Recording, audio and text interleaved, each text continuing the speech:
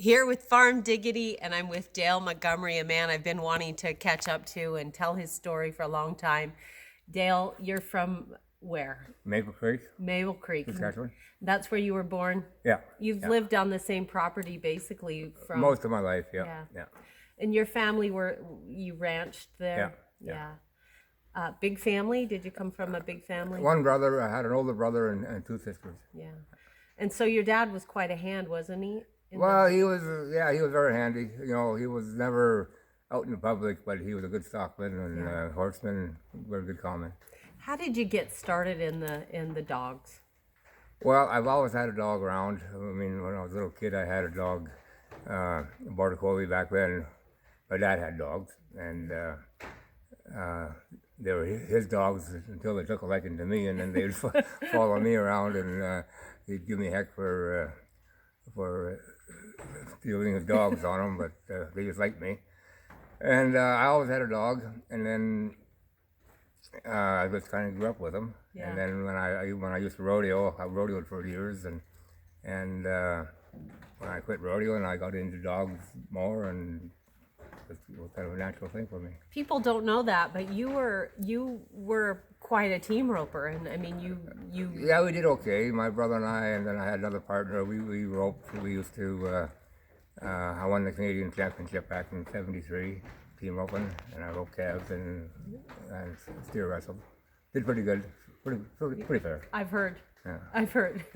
Yeah. So the stockmanship kind of played into how good you read stock at the dog trials, don't you think? Yeah, my dad always kind of drilled that into me, you know, to handle stock properly. I mean, he was really good at it, and he kind of drilled it into me, you know. So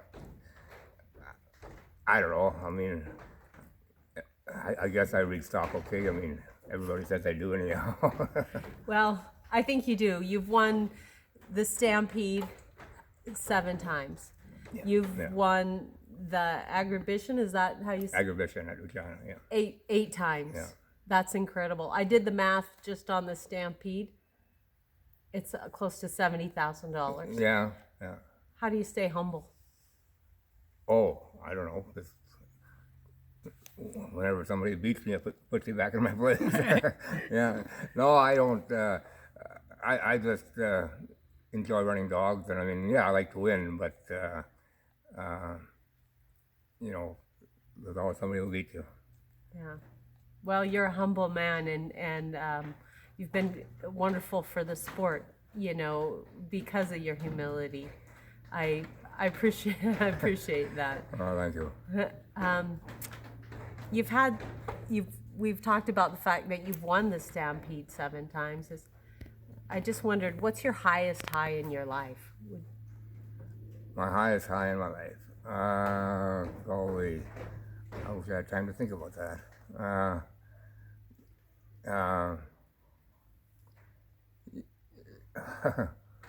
Kind of put me on the spot. I've had a few, you know.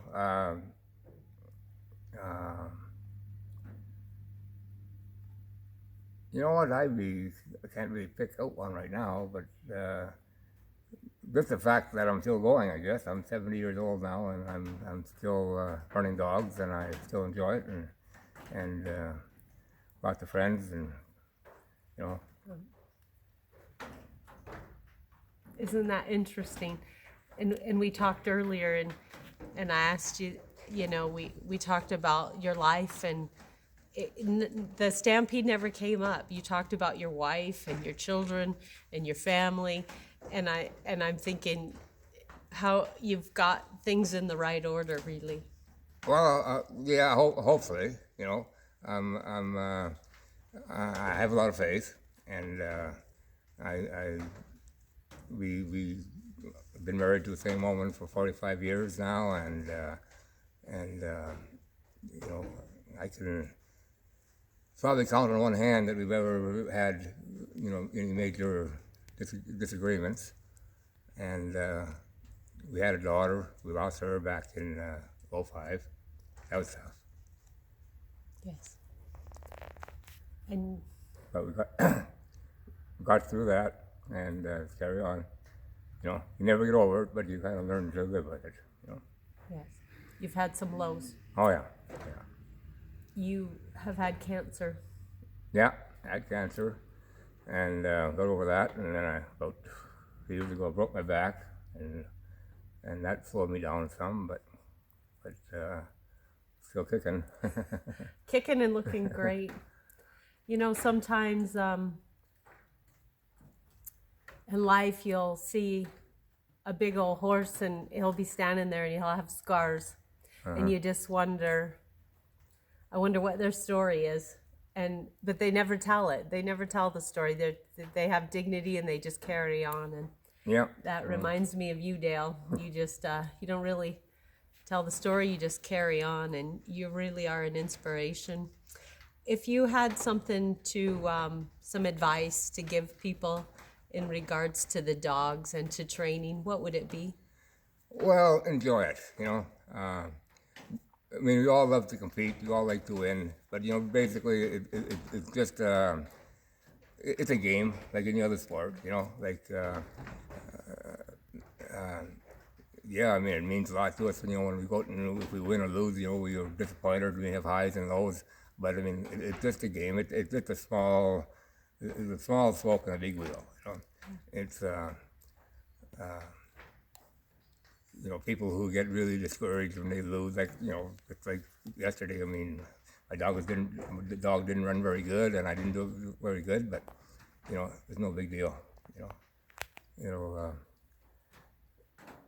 enjoy what you're doing, and you know, get along with the people.